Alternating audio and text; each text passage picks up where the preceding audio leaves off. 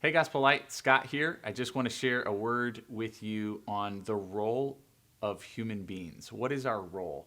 I think we find this in the 8th Psalm, David's Psalm, and David writes this. He says, Yahweh our Lord, how majestic is your name in all the earth. You have set your glory above the heavens. Out of the mouth of babies and infants, you have established strength because of your foes, to still the enemy and the avenger.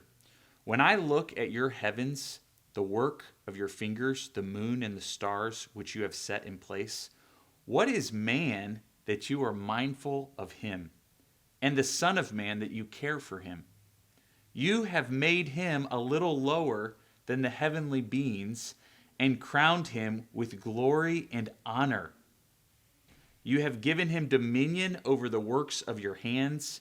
You have put all things under his feet, all sheep and oxen, and also the beasts of the field, the birds of the heavens, and the fish of the sea, whatsoever passes along the paths of the sea.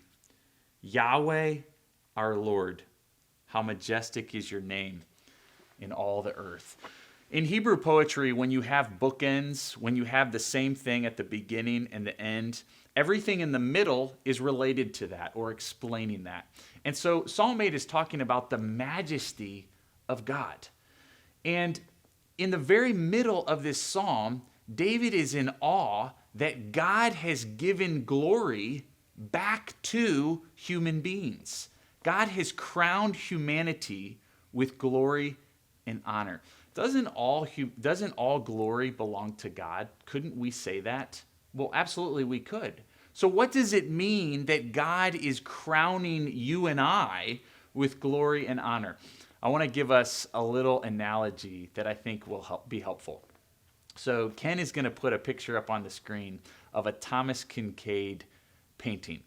When I was a kid, my parents used to take us, me and my brother and sister, to Thomas Kinkade museums. And I wasn't really into it as a small kid, but as I got older, I fell in love with Thomas Kinkade. And when I would go into one of his galleries, I was in awe with the art. But as I stood there and looked at these paintings, and I looked at each stroke of the brush, what I was really amazed with was Thomas Kinkade. You see, the art didn't detract or take glory away from Thomas Kinkade. It actually increased it. And I think that's how it is for human beings. You see, this Psalm, chapter 8, goes all the way back to the Garden of Eden and the very beginning when God created everything, and then he created human beings in his image.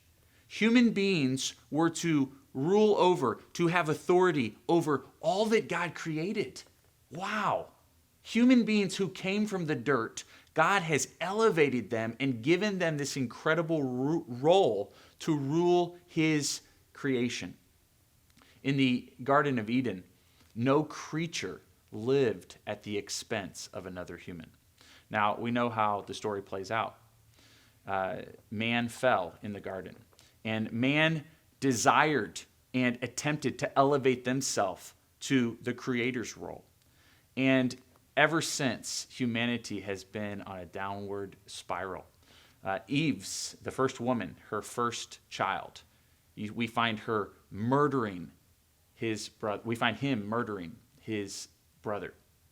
And all throughout the Bible, we see humans living at the expense of other human beings until Jesus. Jesus was the creator, and the creator became human. And in this incredible gospel, this good news, the creator becomes human and fixes the problem of the human race. He takes upon himself all of the evil of humanity. He lives the life we should have lived, yet he dies the death that we deserve. Now, in Revelation 21, John tells us about a future day when the New Jerusalem is going to come down. God is going to dwell with his people. And once again, we will have the opportunity to rule alongside Jesus. We will have a role ruling and overseeing God's creation. But this is not something that's available to every human being. This is available to human beings who humble themselves in faith, who turn from their sin, and who turn to Jesus, our rescuer and our redeemer. You and I have the opportunity today to be truly human. And what does that mean? It means that we do not live at the expense of other human beings. It means that you and I serve. We cultivate the land, we farm, we serve our fellow brothers and sisters, we serve the animals. Yes, that is our role as human beings. And I hope that this devotional will just help us to reconsider what our role might be as human beings and how Jesus Christ, the God-man, made that possible. Love you, Gospel Light.